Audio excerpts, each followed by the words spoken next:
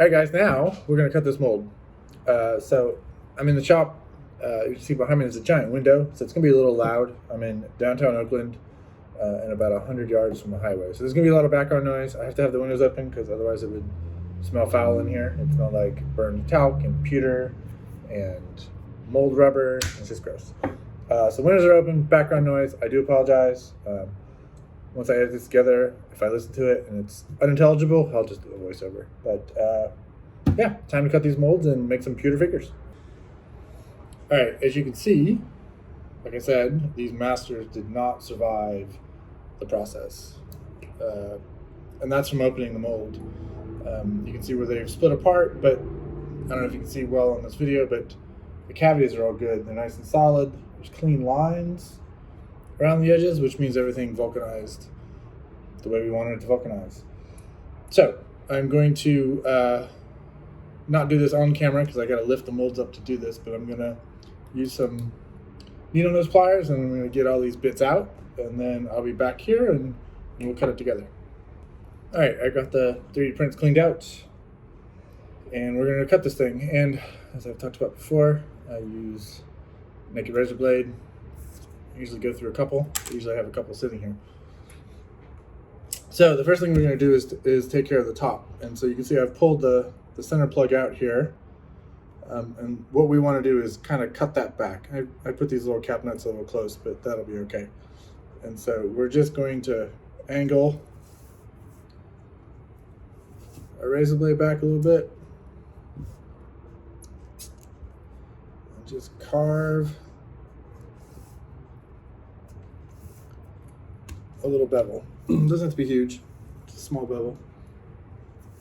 And then on the other side, we're going to cut also like a little channel here.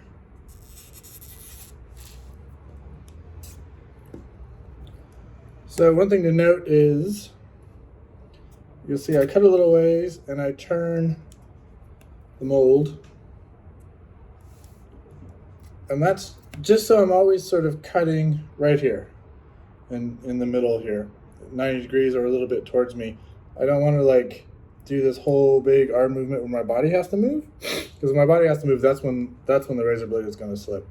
Every time I've cut myself, which has been twice, I've known seconds before I was going to do it, and it's usually me knowing I'm doing something stupid, which is not being over top of the mold, like leaning over it and cutting at like some weird angle where there's a lot of pressure. So I always cut and turn. And this line is kind of ugly, this little, but it doesn't really matter because this is not in the final product. This is just for the flow of the metal.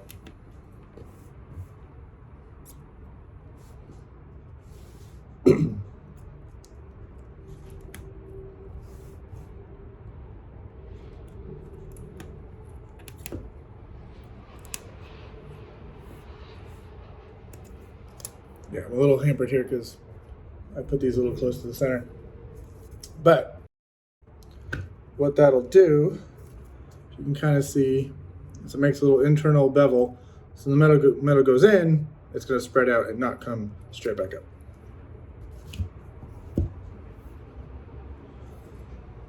All right, now we're going to cut some gates.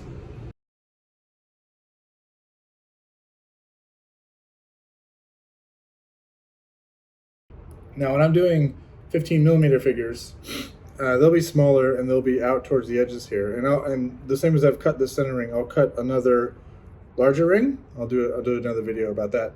When I'm doing 28s, I usually gate straight from the figure to the center ring. And we're gonna do that here. And the way I do it is I always keep the figure I'm oriented, or that I'm cutting oriented towards the top here. All right, I've moved my iPad a little bit so you can see what I'm actually doing here a little up close. So when I'm gating, what you want to do is, I've heard it called a kiss gate, which is you don't want to just dig a giant divot into this cavity.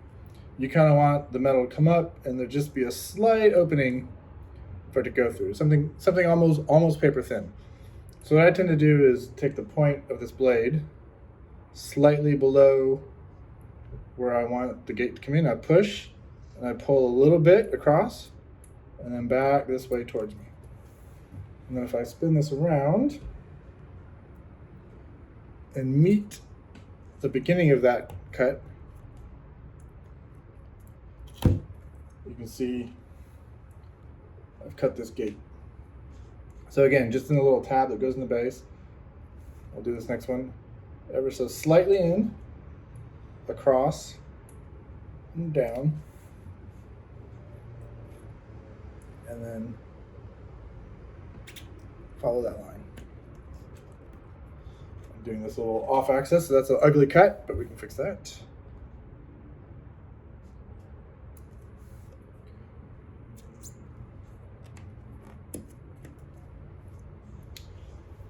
And there, what that does is give us a very, very thin connection point, because that metal is going to flow this way and then back into the center ring as we pour. And this connection right here, if it's thin, you want it thick enough that metal gets all the way in, but thin enough that you can pry that off with your hand and you don't have to use a pair of cutters or something to get it off this metal screw. So that's why we do that little kiss gate. On some big figures, I will do a giant gate, like a big dragon body or something. Might need a bigger gate, and that's just something I know I'm going to have to clip. But you try not to do it too big, because you also don't want to destroy surface detail, which is why it's always good to have figures with tabs or flat bottom bases that you can gate into. So I'm going to do a couple more. Well, I'll actually do the rest of these. I'll probably speed the video up so you don't have to sit and watch me do every single gate, and we'll come back and talk about it. Then we'll do the vents.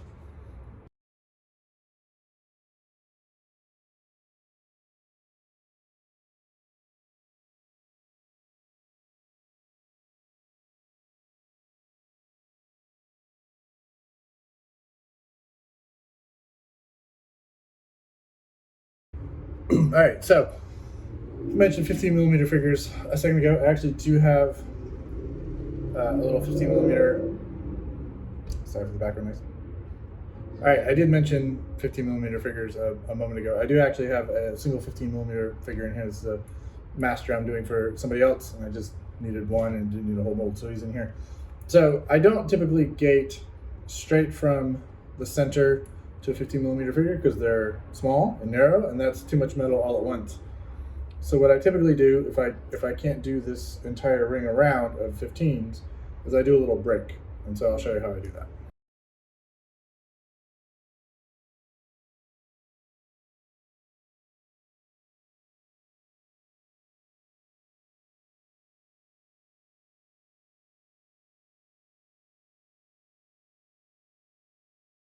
So you can see here I just did this little zigzag, and that will just give a little bit of break to the metal.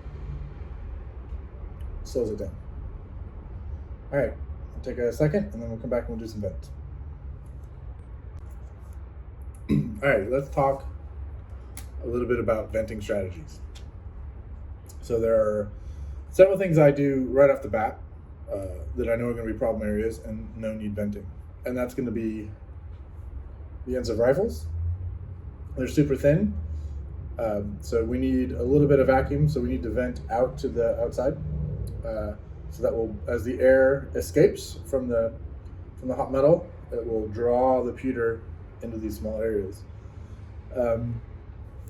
So let's see if we can see on camera. You can see here there's these little tiny hat brims things. I might most likely vent those just a little bit to make sure we fill these thin hat brims. Also, you can see there's a lot of these little feet sticking out, and I always do the feet and the tabs even, because as that metal comes in and it's flowing, and I don't know, hopefully it's going through both legs at once. You don't really control that super well, but as it comes down and it meets this gate, it's not necessarily always going to fill all the way out on the tabs or the feet. So I vent those out, so as the metal is filling, it's pulled into those tabs, into those feet before it gets back to the gate, because once it gets to the gate, no more metal is flowing. And then the other thing I'll talk about now, but we'll see a demonstration later, is if you run this mold and the figure only fills halfway, there could be two reasons for that. One is that the gate is not big enough, and that's going to be a judgment. and the other is that you need another vent. And so typically what you do is, say the rifle only filled out to here, and it did that maybe twice in a row. You find the point where the metal stops, and that's where you put another vent, because you know that's as far as it can go. And you just work your way back. And so I'll do that in a body too. If a body's got a giant gate or a sufficient gate, and it's only filling to a certain point, then I'll end up putting a little bit of venting there to pull the metal to that point. So I'm going to cut a couple of these, and then I'll fast forward the video again. So the thing about these is we're going to use just the very, very tip of the razor blade here, and we'll make super, super tiny cuts. You don't want these giant because, again, these are touching the detail of your model much more so than these gates are touching the detail of your model. So you don't want to destroy anything. And one thing of note for those that are 3D printing their masters, and if this is a master mold, not a production mold, sometimes I'll leave a little bit of the support material in places I know vents are going to be needed. And that way I can vent off the support material, and I'm not, the support material is already obscuring detail of your model. And if I vent from there, then I'm not destroying any extra detail in the model. So sometimes when I'm supporting these, I'll strategically place a support where I know I'm also going to vent. So let's do it.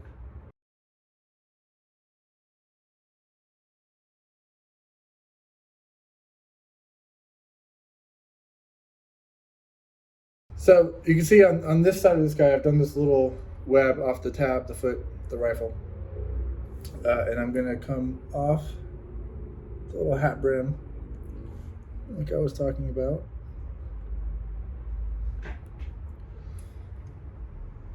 And what I tend to do is I combine vents from the sides of the characters, and you'll see what that means in a second. So I'm gonna connect the vents out of this to the vents out of this. So he's got a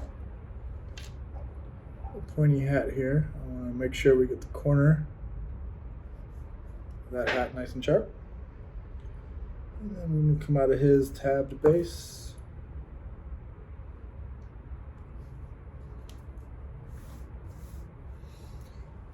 To here. Maybe one more off his hand.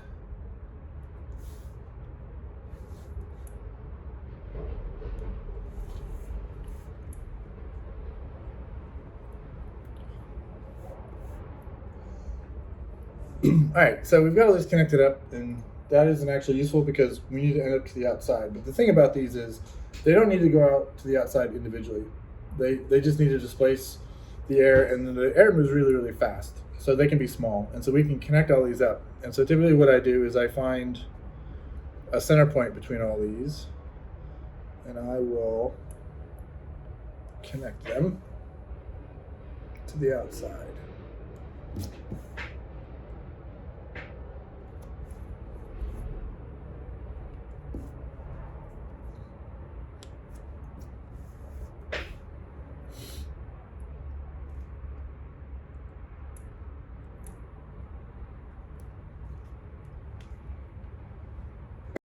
Now, so you can see they all connect to this one little outside thing. All these come to it. This is a lie, but you never really just want to go straight from the model out.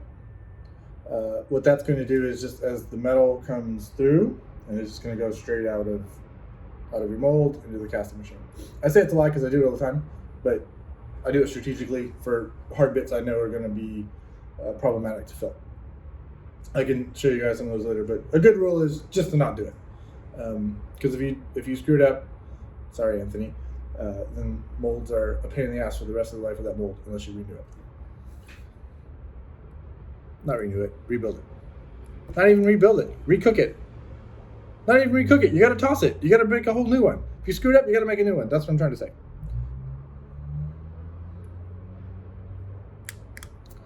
Okay, now, I'm just going to cut the rest of these, and we'll do it on fast forward. I'll try to keep it on camera, but it's kind of hard because I got to twist and turn a whole bunch to do these.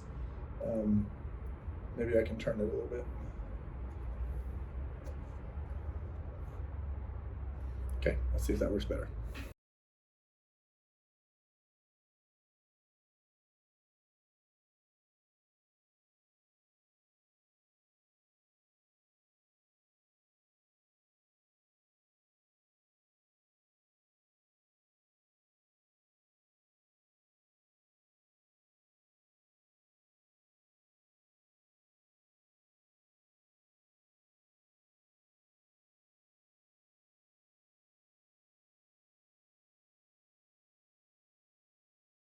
Okay, this is going to be a bunch of venting. If you kind of get the idea, I'm going to finish it up and then reset the video and I'll show you what I've done.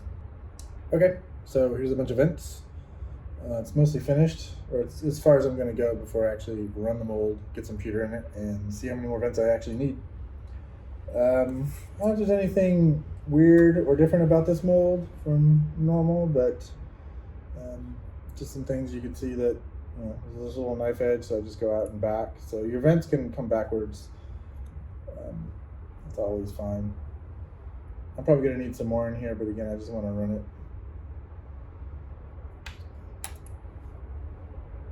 Okay, with that, we're going to run it, and then we'll bring it back here. I'm not going to show the whole casting process in this video. I can do that in future videos, but for right now, I just want to concentrate on the mold. So, unexpected, or maybe not, I'm good at what I do. This is the first spin, and it's actually, everything came out pretty much perfect.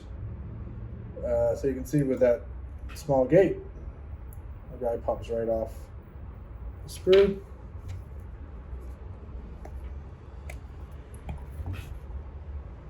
Right off the screw. So the first couple times you run these, you can see there's a little bit of junk in his backpack, some leftover from the 3D prints.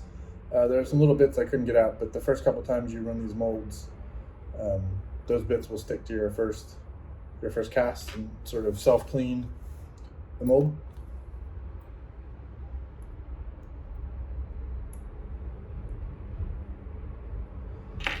By the way, in case you've never noticed, pewter doesn't really photograph really well up close and big, so he looks kind of chunky and gross, but in reality he's actually pretty good looking. I promise.